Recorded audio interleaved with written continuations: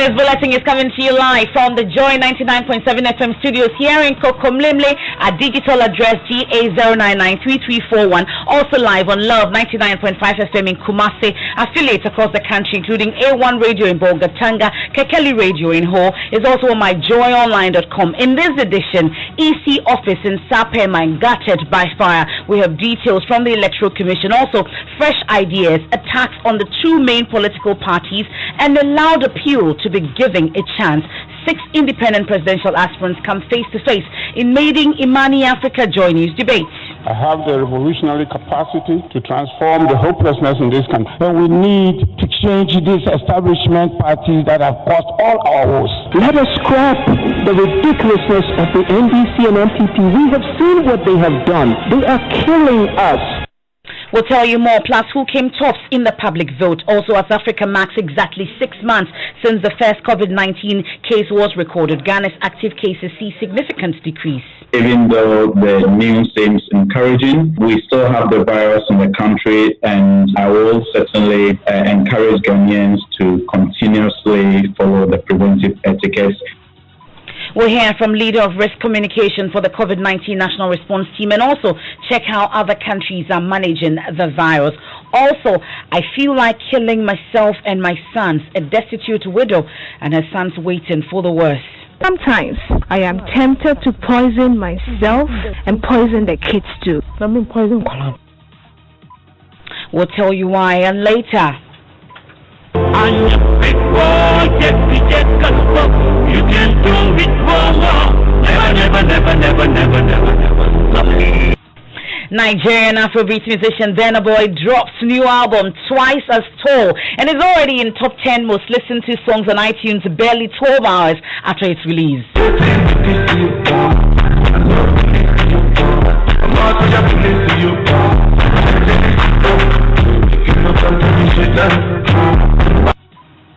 I have details of that and more here on the Midday News with me, Emefa Apawu.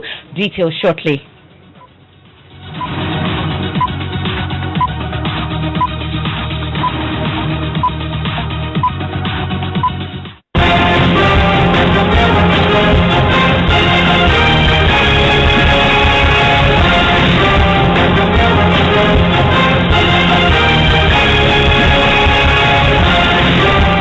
This is your election headquarters. We start from the Electoral Commission, where fire has gutted the office located at Sapema in the West Municipality. The blaze, which started about 2:30 at dawn today, is said to have consumed almost everything in that building, which also serves as the regional office of the election management body. Officials of the fire service and the Ghana Police Service have begun investigations to ascertain the cause of fire. We'll be joined shortly on the phone by Acting Public Affairs Director for the Electoral Commission, Sylviano, for details on this. But that's the latest at the Electoral Commission. So the regional office of the Electoral Commission has been gutted by fire. That's a Sapema office in the West Municipality. The blaze, we know, started about 2:30 at dawn today and is said to have consumed almost everything in that building, which serves as a regional office of the election management body. I have details here on the Midday News as and when we are joined on the phone by either the fire service or Madam Sylviano, the Acting Public Affairs Director of the Electoral Commission. But this is still your election headquarters.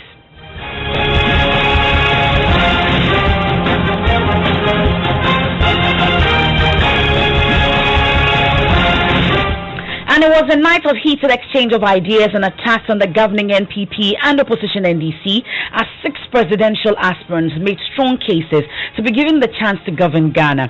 Now, while some pledged to deal with corruption, others called for a reform of Ghana's educational system and tax regime. There were also moments when some struggled to understand the questions. Here are excerpts from Imani Africa Joy News presidential aspirants debate. The candidates were first asked to introduce themselves and explain why they want to lead Ghana. My name is Kofi Granting, and if we took an approach of a science-based, data-driven, human-centered consciousness to leadership, we will solve all our problems. My name is Samuel Zuriampofo. I have the revolutionary capacity to transform the hopelessness in this country. My name is Carl Morgan, and we need to change these establishment parties that have caused all our woes. My name is Mari Kofi Gan. Every Ghanaian watching this today has one of the biggest decisions to make, is to choose someone other than the NDC and the NPP. My name is Emefa Apawu. We always go to school to learn how we can be able to speak the grammar, and after we successfully learning how we can be able to speak it well, we go back to the Englishman, plead with him to come and help us fix our economy. The issue of family and friends running government at the expense of qualified persons has been of concern to some Ghanaians. The candidate had answers. Set up committees. It could be committees that involve people from all walks of life. And we need to have a stringent process where people have success models that we go by when people come in. They pledged to run a small-sized government and deal with corruption. Most of the ministries that were created in this government was actually frivolous. They were jobs for the boys. We have 10 ministries. And Ministry of Railways, Transport needs to come under one umbrella. If you push me to the wall, I'll say death and birth registry. For me, it's the most corrupt institution in the country. I'm going to dissolve the institution, put new staff. No, I just wondered if I could get a pen for this. Yeah, you don't have pen. I don't have pen either. So some of the questions proved a bit confusing. What in your view are the three critical cultural or soft issues that drove your growth? It's your question again. I think Very well. But what in your view are the three critical cultural or soft issues that drove your growth but are absent in our country? I didn't get your question, though. You don't know? Yeah. Okay, so I'm talking about the Ghana DNA. Yes. I'm sure you know about Ghana DNA. I think now I understand it a little. What I think is the problem now is we as Ghanaians, our parliament, I think it's not a culture, it's the parliament. In the end, it was a worthy debate, introducing Ghanaians to fresh ideas and alternate candidates they may not ordinarily consider. I think Ghana deserves Ghana government. And it's only independent candidate that can form such government for Ghanaians. Thank you. You don't have another 27 years to get a job. To the businesses out there, I want to say you don't have another 27 years to endure any vindictiveness. This is our moment. Let us scrap the ridiculousness of the NDC and MPP. We have seen what they have done. They are killing us, literally. We cannot allow them to take over the affairs of the state. Thank you all for making time to join us. Thank you very much, Imani Africa, and of course, in partnership with the multimedia group Joy News, Joy FM. And that was how it went down yesterday at the UPSC. Now, Imani Africa ran a poll on the performance of the candidates. Deputy Head of Joy News, Political Desk, Winston Amwa, has the results. Samuel Ofori Ampofo polled 1%. Onipa Ede Osomte polled 3%. Thomas Sise 1%. Carl Abel Morgan 17%. And Kofi Cranting 18%. And guess what? Mari Kofi Gan 60%. Wow, 60%. Now, Winston joins me in the studio. Winston, let's first talk about the general public reaction to yesterday's debate. Well, so good afternoon. It's been mixed. Lots of people have been very excited about the alternatives that, these persons have been talking about. And particularly when it comes to the scrapping of certain ministries. I mean, the sanitation ministry, you've had the merger of the railway ministry and the transport ministry. Kofi Cranton talks about having, 10 ministries, and he seems to know the ministries that he would want to have. And there's a talk about, ensuring that there's a committee in place that selects people who can work with the government. And so people have been excited about it. They believe that, well, these persons have very brilliant ideas. The concern has been the ability to win the election, the ability to convince the electorate. But for us, the good thing is that you've actually been able to get people talking about these things. So it's not just the politics of money or the politics of violence, but it's also politics of policies and policy alternatives. Okay, but we have a second edition in a few weeks. Let's talk about it. Well, so the political parties, the minority political parties are still in the process of conducting their presidential elections. And so once they conduct their presidential elections, then we pick it up from there. You know that apart from the NPP and the NDC, that have selected their presidential candidates or flag bearers as we speak, and the independent candidates as we have them. The other political parties, apart from the Ghana Union Movement, that has a flag bearer also, are waiting gradually, before they go to the polls to elect their national executive and their flag bearer. Once that is done, we are in to go. I'm hoping to see you on the podium yourself, because you look like a president. But away from that, we have other programming. Tonight we're having the Majority Caucus. Tell us a bit more about that. Tonight is Joint Caucus, actually. Oh, Joint Caucus. So on Monday we had the Majority Caucus, and then Tuesday we had the Minority Caucus. On Monday we had the Majority Caucus focusing on the voter registration exercise that ended on Sunday. And then on Tuesday the Minority focused on PDS. And so tonight we're bringing the two parties together, that's the NPP and NDC together, to discuss and have the privilege of hosting both of them. Thank you very much, Winston Amwa. He's the deputy head of our political desk.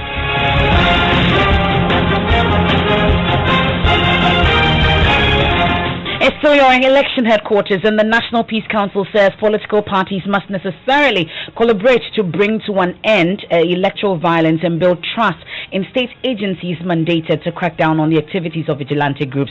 Chairman of the council, Most Reverend Emmanuel Asante, who was addressing an advocacy workshop on Vigilantism and Related Offences Act in the Ashanti region, admonished politicians to prioritize national interests ahead of their parties, failure of which the very people whose mandate they are seeking would suffer the consequences of electoral violence. We must have the trust and believe in our institutions in this country. If we will continue to behave the way we are behaving, that as soon as I'm in opposition, I do not trust all the institutions. I think the institutions are there for the government. We're not going to get anywhere. If I'm in government and somebody is also cracking the whip, and it has to do with somebody within my party, I shouldn't think that the person who is doing it is against my party. That's why they are doing that. That's where the trust deficit comes in. Let us allow institutions we have put in place to operate in accordance with the laws of the land, and there will be peace in our country. Well, the NDC has been reacting to this call from the National Peace Council. Its Director of Elections, Elvis Efriankra, says the call should rather be directed at the police service, which he believes has been applying the law selectively. I think this whole talk of parties meeting is actually an insult on our intelligence. People commit crime. They are known. People go and beat people. People shoot people. People stab people. They kill them. The law enforcement agencies must deal with them. All these conferences, they become meaningless. Haven't we signed an accord already? Don't we have a vigilantism bill? Don't we have laws? So what is this? It's a charade. Okay? We must be forthright. And I'm getting tired of this business when people commit crime.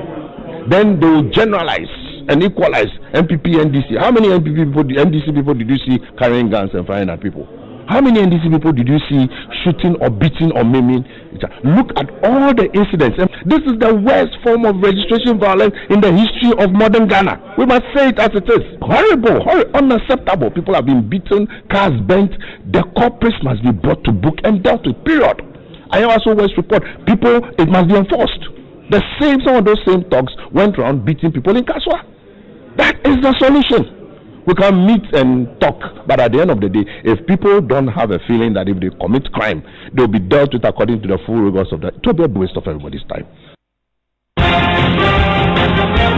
That's the Director of Elections of the NDC, Elvis Efriankra. This is the Midday News here on Joy 99.7 FM. We turn our attention to other issues now. And there's been a sharp decline in the number of active COVID-19 cases in Ghana, giving hope Ghana can defeat the virus if the preventive protocols are strictly adhered to. It's been 6 months since the country recorded its first case of COVID-19. In its latest reporting, the number of active cases now stands at 1,906. 4 out of the 16 regions, Savannah, Upper East, Upper West and Northeast are without any active case. So far, 39,718 persons who have contracted the virus so far have recovered, whilst 223 have died. The Ghana Health Service says despite easing of restrictions, infection rates have declined due to the measures in place to check the spread. Here's Leader of Risk Communication and Community Engagement for the National COVID-19 Response Team, Dr. Da Costa Abuaji. Even though the news seems encouraging, we still have the virus in the country, and I will certainly encourage Ghanaians to continuously follow the preventive etiquette, because that is our belief that if everyone is following the preventive etiquette, we will be able to reduce the infections to the barest minimal, and that is what we target. So we begin by saying that we have to learn how to live with the virus, and we instituted the protocols. We did a little bit of community engagement, stakeholder consultation. Everyone is playing their part. So we also believe that as people are playing their part, the leaders of organizations, being churches, workplaces, team leaders, COVID-19 teams within various institutions should still make it a point to make sure that the protocols are adhered to strictly. That's Da Costa Abuaji, Dr. Da Costa Abuaji. He's Leader of Risk Communication and Community Engagement for the National COVID Response Team. Head of our Health Desk, Fred Smith, joins me in studio for more on this. So, Fred, it's been 6 months already and our case count looks fairly okay. What's happening on the ground? Well, Africa has crossed the 1 million case mark already, and the continent has had 780,000 recoveries, more than 24,000 deaths, leaving active cases of more than 280,000. South Africa has the most cases on the continent with 572,000 so far, 437,000 recoveries and 11,000 deaths, leaving active cases of 123,000 so far. Now, Egypt, where the continent recorded its first case, is second with 96,000 cases, 57,000 recoveries, and 5,100 deaths, leaving active cases of 34,000. In Ghana, the total case count, according to the Ghana Health Service, stands at nearly 42,000. But it is the recoveries that is giving Ghana some hope of eliminating the virus. So far, 39,000 of those who contracted the infections have recovered, leaving the country with less than 2,000 active cases. That's about 94% recovery, Emefa. But not all our compatriots survived this. 223 of our friends, family, business partners, etc. died along the line. Now, Fred, let's analyze the global data. Germany, we understand, is facing fresh infections as football fans are prevented from going to pitches till at least the end of October. Yes, indeed. Around the world, we've recorded 20.9 million cases so far. 13 million of these persons have recovered. A little over 760,000 have died, leaving 7.1 million people around the world still battling the infection. The United States is still leading the global figures with 5.2 million infections so far. 1.7 million of these have recovered, whilst 167,000 have died. The story of Brazil is interesting, Emefa. They have the world's second highest number of cases at 3.2 million to date, but they also have the world's highest number of recoveries. That's 2.5 million people recovering out of the 3.2 million cases they have so far. It will be interesting to know what exactly the Brazilians did to achieve this. But in Germany, as you mentioned, they were doing fairly well with 200,000 recoveries, recovering out of its 222,000 cases. But there's been a spike, and some believe it has something to do with the resumption of the German Bundesliga, the German National League. There we can hear from correspondent Kate Brady. Well, I understand Kate is not ready for us. We'll catch that on the polls later this evening. Thank you very much. That's the head of our health desk, Fred Smith, with what we're doing and how it's going on the ground. Meanwhile, Vice President Mahmoud Bawumia has commended personnel of the Ghana Armed Forces for a good job done so far in the country's fight against the pandemic by exhibiting professionalism in the discharge of their duties. Dr. Bawumia has however reminded the military of the need to not let their guard down, because Ghana, like many other countries across the globe, are not out of the COVID-19 woods just yet. Let me ask quickly that we are not out of the woods yet. I urge all our troops, our families, and the general public to continue to stick to the directives issued and adhere strictly to the protocols outlined as part of the national response to the pandemic. We should not lose our guard. The experience of many countries, sometimes when we think we've basically conquered the virus, it rears its head up again. So we always have to be on our guard. That's Vice President Dr. Mahmoud Bawumia, and in our COVID-19 Impact series today, we focus on a 40-year-old woman who is struggling to fend for her 2 children after the pandemic caused her to lose her source of livelihood. Joy News' Annabella Ohinijan was with a 40-year-old widow to find out about the extreme techniques employed by her 2 sons, who were usually left with no option but to learn on empty stomach. Her report is read to you. Nightfall is the best time for Theophilus Akoto to study. He is a final year student, readying himself for this year's BEC. But Theo has many hurdles to leap. Tonight, like many other nights, Theophilus and his brother will be going to bed with no food. As he flips through his books, his legs are swallowed deep in the bucket of water. I asked him why. In school, my teacher once told me that when he was young, he normally do this to me. If you're hungry, I listen sometimes you're hungry, it forces you to sleep. So if I'm hungry, then I don't want to sleep. I just take the bowl of water and place my leg inside and take some water beside me and start drinking. He lives in an uncompleted building at Agape Town in Ablekuma. Before COVID-19, he was fetching water for building construction sites. When the pandemic hit, many of the sites stopped working. She was left hanging. My father is dead. My husband too is dead. Taking care of the children is tough. Peninsula program. It's a hernia program. My son has hernia. I think about it every day. Sometimes I am tempted to poison myself and poison the kids too. That definitely should not happen and will not happen. This is the Midday News. You're on Joy 99.7 FM. Our top stories: fire guards Electoral Commission's office at Sapemang in the Ga West Municipality, and we're told that she has gutted almost everything in that office, and that is the regional office of the Electoral Commission. We'll give you more on that. And when we return, Nigerian Afrobeat musician Burna Boy drops new album Twice as Tall, and it's already in top 10 most listened to songs on iTunes barely 12 hours after its release.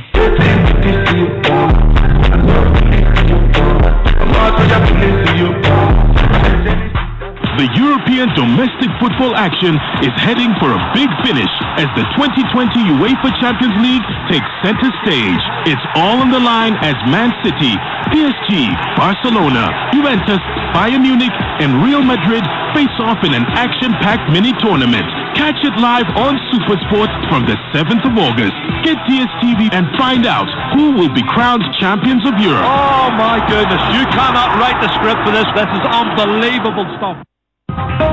At a cost of 15 pesos per message, subscribe and text JF to 8787 to receive SMS news alerts, business, sports and entertainment updates from Joy FM, My Joy Online, and Joy News, your most credible news source.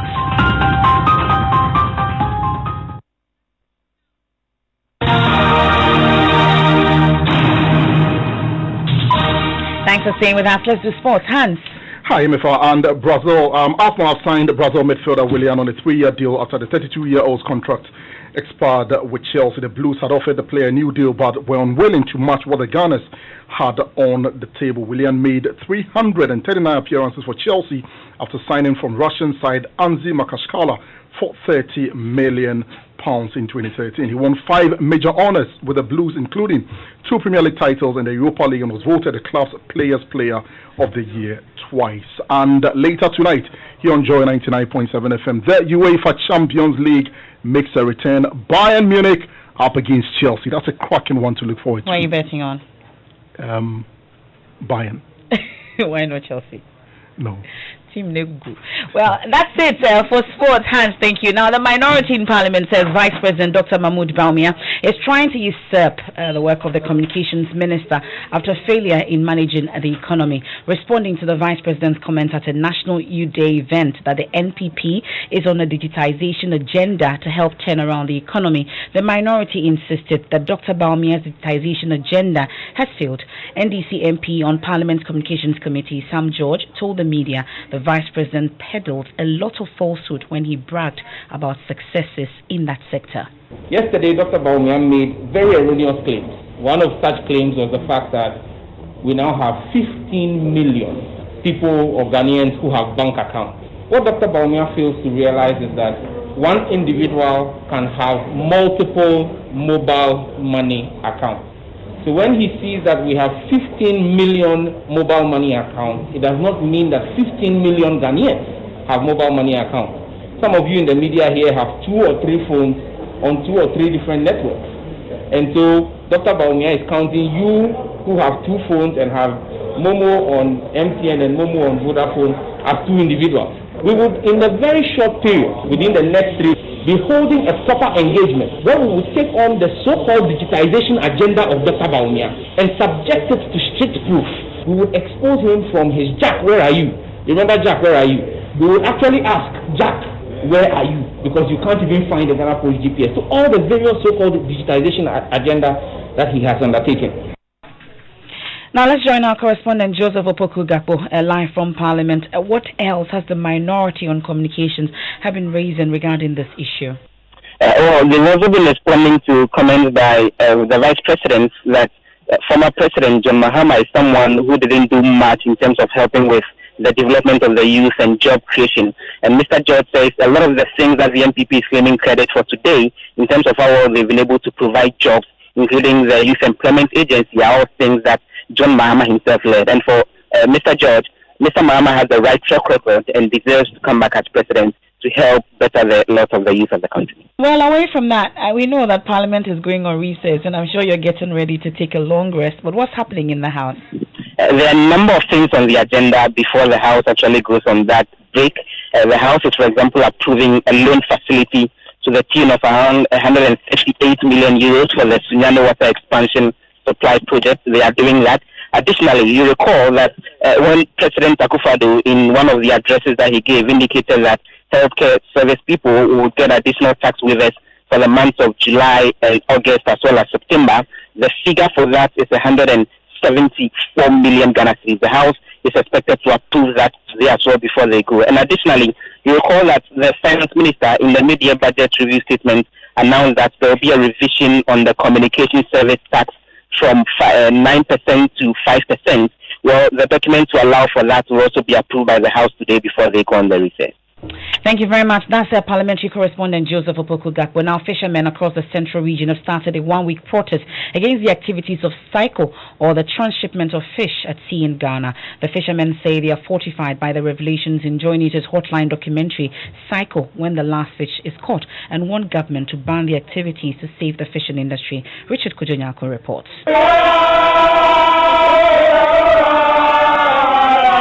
The flags that are hoisted on the canoes that are either flags of football teams or countries have turned red. The men, the women, and even the children are in red because what they depend on is under serious threat.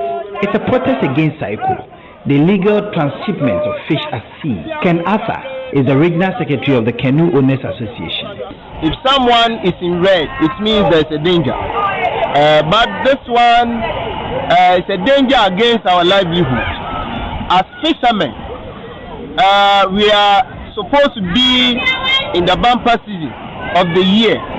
That is starting from July to September.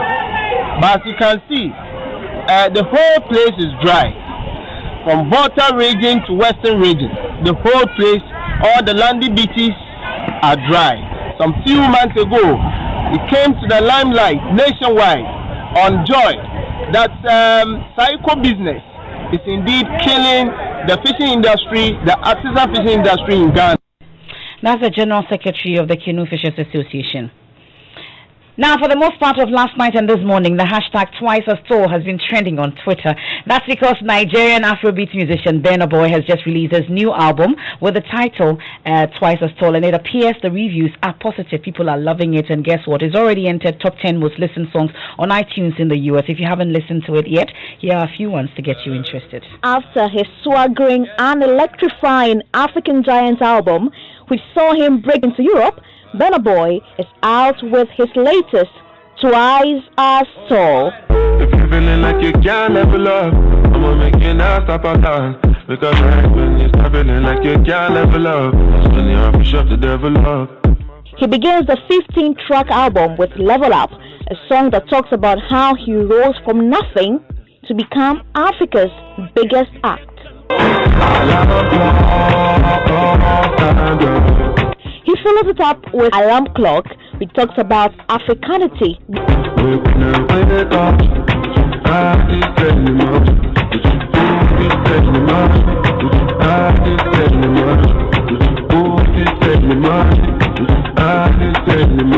Coma, which has so far been touted as one of the favorites on the album, talks about being true to himself.